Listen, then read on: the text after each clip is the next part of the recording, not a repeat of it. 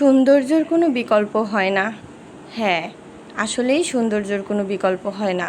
সাধারণের মাঝেও সৌন্দর্য ফুটে ওঠে। আসসালামু আলাইকুম, welcome to my page Nilaj cake বাড়ি। আপনারা সবাই কেমন আছেন? আলহামদুলিল্লাহ, আমিও ভালো আছি। আপনাদের সাথে আজকে 4.5 pound vanilla sponge cake decoration share করব। আর সুন্দরের কথা বলছি না, এই যে সাধারণের মাঝেও যে এত অসাধারণ হয়, এই কেকটা না দেখলে আসলে বোঝা যেত না। এই যে কালার মিক্সড করে বিভিন্ন ভালো ভালো ডিজাইন, আরও অনেক সুন্দর গর্জিয়াস ডিজাইন সব কিছুই করা হয়, কিন্তু এই কেকটার কথা বলি, এই কেকটা একদমই সাধারণ, কোনো ডিজাইন না, কোনো কালার না, একদমই সাদার ভিতরে এই কেকটা রেডি করছিলাম।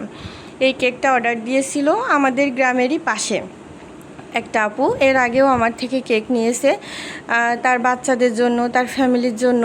এই কেকগুলোতে কোনো কালার মিক্সড করে না। তো আমাকে অর্ডার দিল 4.5 পাউন্ডের একটা কেক। আমিও কেকটা রেডি করতে চলে আসলাম। আমি ডেলিভারি দিই যেদিন, তার আগের দিন রাত্রে কেক রেডি করে রাখি। যদি সকালে ডেলিভারি দেওয়া থাকে তাহলে যে রাত্রে রেডি করি, আর যদি বিকালে বা সন্ধ্যায় ডেলিভারি দেওয়া থাকে তাহলে আমি সকালের দিকে কেক রেডি করি। অনেকে আপনারা আমাকে কেক অর্ডার করে বলেন যে টাটকা কেক দিতে বা বাসি কেক না দিতে।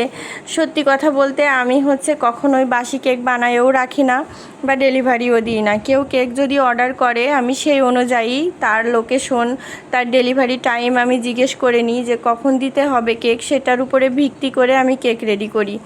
তো যারা আপনারা বলেন যে বাসি কেক বা যে এই কেকগুলোর কথা, এগুলো বলে আসলে আমাকে লজ্জা দিবেন না। আমি মনে হয় যে এত টাটকা কেক, এর থেকে টাটকা আর হয় কি না আমার জানা নেই। কোনো কেক তো 40 মিনিটই 45 মিনিটই রেডি করে আমাকে দেওয়া লাগে। হুট করে অর্ডার আসে, আমাকে কেক দিতে হবে, সেই হুট করার মাঝখানেই আমার কেক রেডি করে ফেলতে হয়। তো যাই হোক, এই কেকটা আসলে রেডি করতে খুবই ভালো লাগছিল, কেননা বড় কেকগুলো আমার বরাবরই কাজ করতে খুব ভালো লাগে। তো ওই আপুটা কেক রেডি করছিল, বলেছিল কোনো কালার মিক্স না করতে, আর কোনো প্রকার যে ডিজাইনও হাবিজাবি না দিতে। অনেকে তো অনেক ধরনের ডিজাইন পছন্দ করে, তো সিম্পলের মধ্যে এটাই আমার মাথায় আসলো। এর আগেও আপু যে কেকটা নিয়েছিল ঠিক এমনই, এটা 4.5 পাউন্ডের কেক ছিল। তো আমি কেকটা রেডি করে নিয়ে সব কমপ্লিট করে নিয়ে এই ডিজাইনটা আমার মাথায় এসলো। তো একেবারে সাদা সিম্পল দেখে আমি আবার ভাবলাম কিছু সুগার বল দিয়ে দিই।